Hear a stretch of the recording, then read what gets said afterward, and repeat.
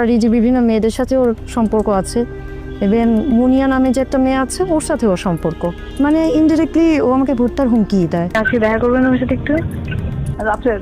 এবার তৌহিদ উদ্দিন আফ্রিদিকে নিয়ে ভয়ঙ্কর তথ্য সামনে এনেছেন সাংবাদিক ইলিয়াস হোসাইন, যা শুনলে হতবাক হবেন আপনিও। জনপ্রিয় কন্টেন্ট ক্রিয়েটর আসসালামু আলাইকুম, বিসমিল্লাহির রহমানির রহিম।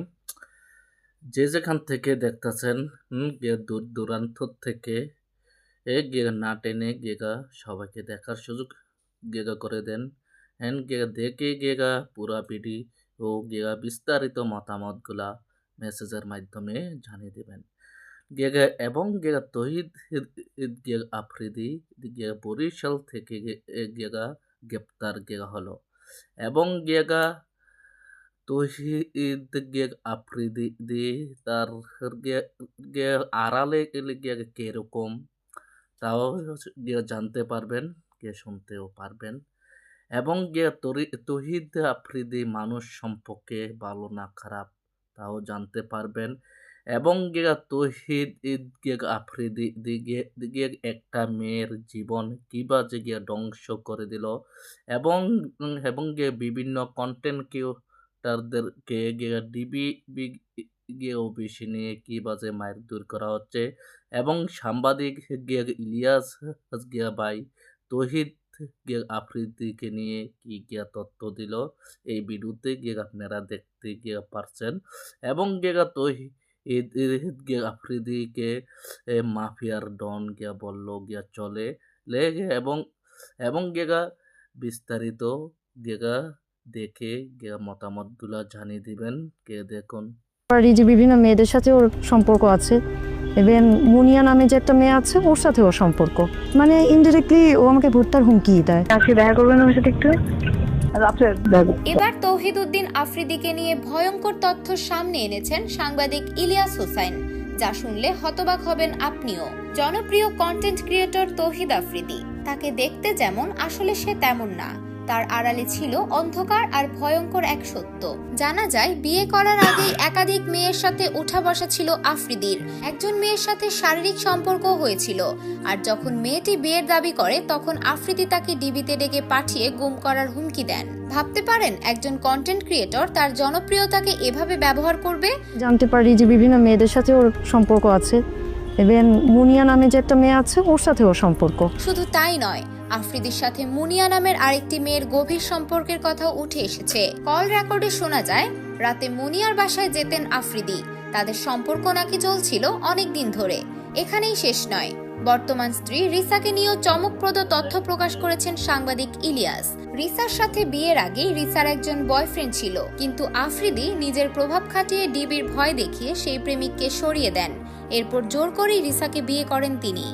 রিসাকে ও বিয়ে করার কারণ হলো একটা ট্র্যাপে পড়ে গেছে রিসা, কারণ তৌহিদ আফ্রিদির চরিত্র তো ওরকম ভালো ছিল না, তো একটা ট্র্যাপে পড়ে গেছে। তার মধ্যে শেখ হাসিনা পালাইছে, শেখ হাসিনা সরকার চলে গেছে, আওয়ামী লীগ চলে গেছে, তো ওই পারপাসে ও রিসাকে বিয়ে কেবল করে। মেয়েদের জীবন নয়, অনেক ইউটিউবার ও কন্টেন্ট ক্রিয়েটরের জীবনকেও নাকি হুমকিতে রাখতেন আফ্রিদি।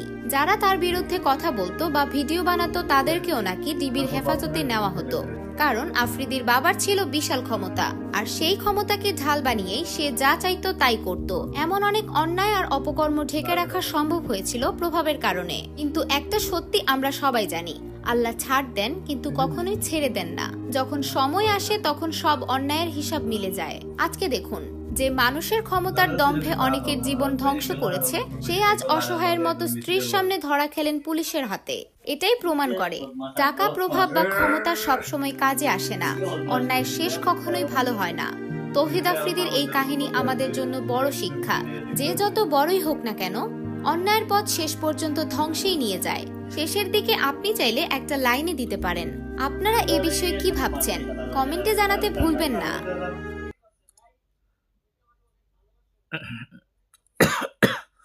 আসসালামু আলাইকুম। আপনারা বিস্তারিত দেখলেন, এবং আল্লাহ ছাড় দে ছেড়ে দে না। তহিদ আফ্রিদি বিভিন্ন মানুষের উপরে জুলুম অত্যাচার করছে। যে টুনটুনি ভাইরাল হারুন আঙ্কেল, আপনারা তো চিনেন হারুন আঙ্কেল, তহিদ আফ্রিদির চাচা। চাচার থেকে আমি গেগা 500 টাকা করে গিয়ে নিয়ে যাই জোর করে, চাচা না করে না। এই কথাটা গিয়ে বলছিল কেটা তহিদ গেগা আফ্রিদি চাচা। এ তহিদ গেগা আফ্রিদি গেগা হারুন আঙ্কেলের ভয় দেখিয়ে বিভিন্ন মানুষকে গিয়ে অত্যাচার করছে এবং বিভিন্ন কন্টেন্ট ক্রিয়েটরদেরকে ডেকে নিয়ে গিয়ে মায়ের দুইরো গেগা করা হচ্ছে যে এই তহিদ গেগা আফ্রিদি গেগা এবং গেগা এবং এবং এবং গেগা আল্লাহ গেগা মানুষের গেগা ক্ষমতা সব সময় গেগা রাখে না। তহিদ গেগা আফ্রিদির গেগা ক্ষমতা কোথায় গেগা গেল এবং তহিদ গেগা আফ্রিদির গেগা বাপেও ছিল একজন গেগা একজন গেগা ইয়া দুর্নীতি গেগা বাজ। আজকে এবারের মতো বিদায় নিচ্ছি গিয়ে আবার পরবর্তীতে গিয়ে দেখা হবে গিয়ে আপনাদের মাঝে গিয়ে আসসালামু আলাইকুম।